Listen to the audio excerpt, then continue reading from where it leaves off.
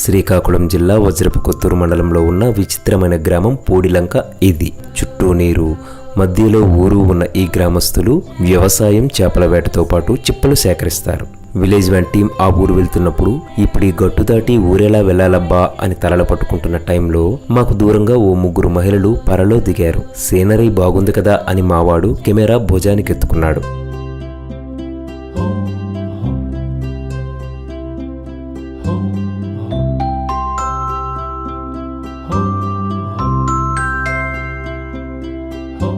అయితే వాళ్ళు మెల్లగా కదులుతుండడం, ఎంతసేపటికి ఒడ్డెక్కకపోవడంతో డౌట్ వచ్చి మన దిలీప్ తమ్ముడిని అడిగా.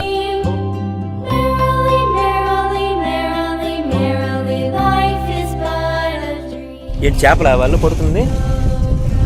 చెప్పలా? దేనికోసం అవి? అది ఆలు చెప్పలా? ఇదేదో తేడాగుంది అనిపించి పనిలో ఉన్న వాళ్ళతోనే మాట కలిపా. మన పని అదే కదా. అమ్మ ఇవి ఒలుస్తారా? ఇంకా గుడ్డ ఉన్నదండి.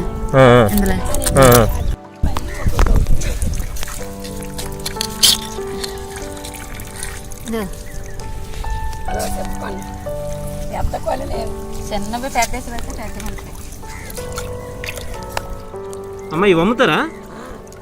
అమ్ముతాం. 5 రూపాయలు వచ్చాయి, దొరకడం లేదు.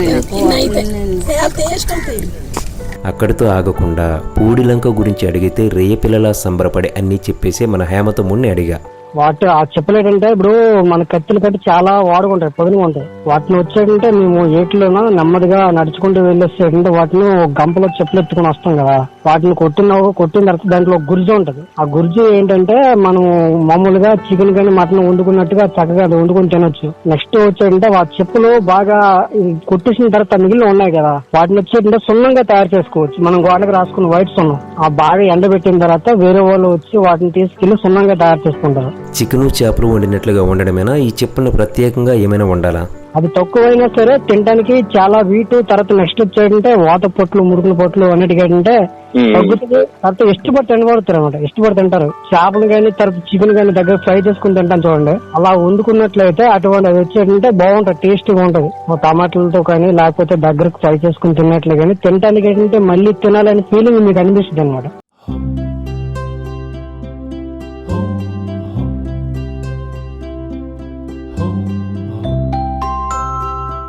ఈ చిప్పల వేటను కొత్తగా మీరు మొదలు పెట్టారా, లేకపోతే మీ తాత ముత్తాతల నుంచి ఉందా? పూర్వ కాలము మా తాత ముత్తాతల కాడి నుంచి వాటిని వేటాడి తర్వాత వచ్చేటంటే వాటిని గుర్జిని తిని ఆ చిప్పలు అమ్మేవారు. ఈ చిప్పలు సముద్రం నుంచి కొట్టుకొస్తాయా, ఈ బ్యాక్ వాటర్ లోనే పుడతాయా? పున్నము అమావాస్య సీజన్ లో వచ్చేటంటే నీరు పాటల మధ్యన ఆ చెప్పులు తయారవుతాయి, ఆ నీటిలోనే తయారవుతాయి. అక్కడ చెప్పు చిన్నది కాసినా సరే దానికి వచ్చేటంటే ఒక చెట్టుకి కాయలు కాసినట్టు డబల్ తయారవుతాయి అనమాట. నీరు స్టాక్ ఉన్నట్లయితే చెప్పు ఎక్కువగా తయారవుతుంది. తర్వాత వచ్చే చుట్టుపక్కల గ్రామాలు అందరూ కూడా వచ్చి ఆ చెప్పులు తీసుకుని వెళ్ళేసి కొట్టుకుని వండుకుంటూ తింటారా, అమ్ముకుంటారు కొంతమంది. చిప్పలు మహిళలే ఎక్కువగా తీస్తారా, మగాళ్ళు కూడా తీస్తారా?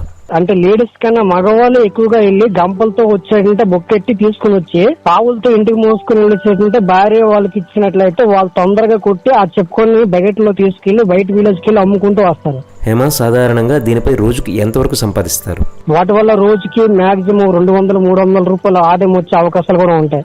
ఒక గంపకి ఏంటంటే 25 రూపాయలు చెప్పు, కావులతో తెచ్చినట్లయితే 500 రూపాయలకి వెళ్ళే అవకాశాలు కూడా ఉంటాయి. మరి ఈ చెప్పులు చాలా షార్ప్ గా ఉంటాయి కదా, ఏమైనా ప్రమాదం ఉంటుందా? వాటిపైన ఏమాత్రం కాలు అంటే బాగా ఈ ఏట్లో ఉండేటప్పుడు చెప్పుల పైన పోక పడుద్ది. మనం వాటిపైన నడిచి వెళ్ళేటప్పుడు కాలు స్లిప్ అయ్యి ఒడిసిలో పడినా, సైడ్ పడినా బ్లేడ్ల కంటే వాడుగా ఉంటాయి కాబట్టి కోసుకుందా అంటే క్లూ లేకపోతే కొట్లు పడితే అలాంటి ఉంటాయి డేంజర్. అయితే మనం అడిగితే చెప్పడం వేరు, మాట కలిపితే వచ్చేవి వేరు కదా. అందుకే బోటులో కూడా హైలెస్సా అంటే చెప్పుల గురించి మరికొన్ని విషయాలు తెలిసాయి.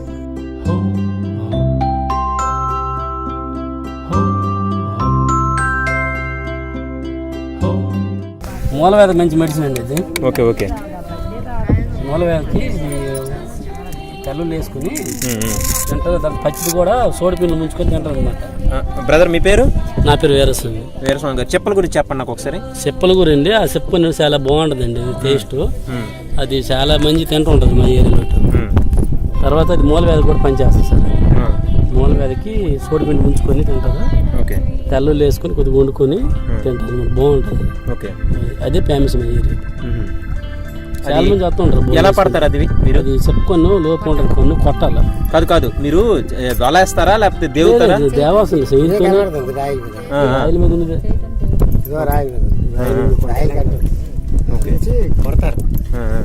చాలా మేకలు ఉంటాయి, మేకలు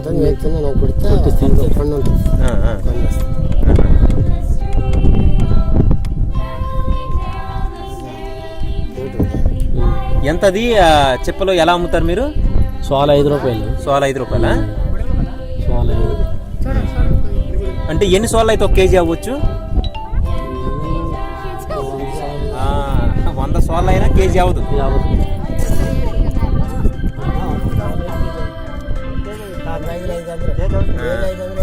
కేజీ 500 ఉంటుంది.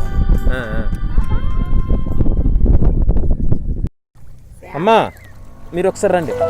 పూడిలంక పిల్లగాడిని పిల్లాడిన హిరమండలం నుంచి వచ్చిన భవానీ చిప్పలు పట్టడంలో ఎక్స్పర్ట్ అయిపోయినట్టుంది. అందుకే చిప్పల గురించి అడిగితే దాని గురించి మా ఊరోళ్ళు ఆల్రెడీ చెప్పారు కదా, మా ఊరి సమస్యని మీకు మరోసారి చెబుతాను ఉండండి అంటూ పూడిలంక ప్రజల ఏకైక కష్టం గురించి చెప్పుకుంది.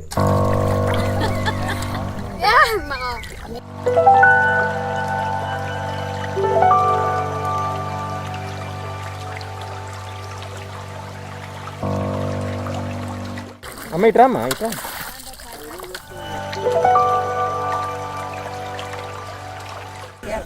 ముసలైపోయింది చట్టమా అంటాడు, వాళ్ళకి పేపర్లు వేసి అని వెళ్ళావని అడుగుతాడు నీకు.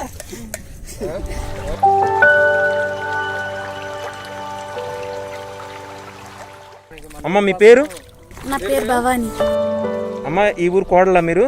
ఈ ఊరు కోడలు. ఏ ఊరమ్మ మీది? సొంత కన్నవారు ఊరు? హిరమండలం. ఈ ఊరికి ఇలా దారి లేదని తెలిసి మీరు వచ్చారు కదా, మీకేమనిపించింది? ఏమనిపిస్తుంది, దారి లేకపోవడం వల్ల ఏమనిపించలే. మరి దారి లేదు కదా, మరి ఎలా అని అనిపించలేదా? ఎలా నన్ను దారి లేకపోయినా బతకడం లేదా? బతుకుతున్నాం కదా, ఏదో దారి చూపిస్తారని ఎప్పటి నుండో అంటున్నారు, అదో సగంలో ఆగిపోయింది. ఎప్పటి నుండో దారి వస్తుందని మేము అమ్మమ్మలం అయిపోతాం, ఇంకా ముసలం అయిపోయినా సరే దారి కూడా రావట్లేదు. అమ్మ మీకు పెళ్ళి ఎన్నాళ్ళు అయిందమ్మా? 4 సంవత్సరాలు అవుతుంది. 4 సంవత్సరాలు అయింది. ఇది చిప్పల కథ. మరో కథతో మరో శుక్రవారం సాయంత్రం కలుద్దాం. అంతవరకు మీరు ఖాళీగా ఉండకుండా సబ్స్క్రైబ్, కామెంట్స్, లైక్స్, షేర్స్ వంటివి ఉంటాయి కదా, అలాంటివి ట్రై చేయండి. టింగ్ మన సౌండ్ కూడా రావాలి మరి. బాయ్.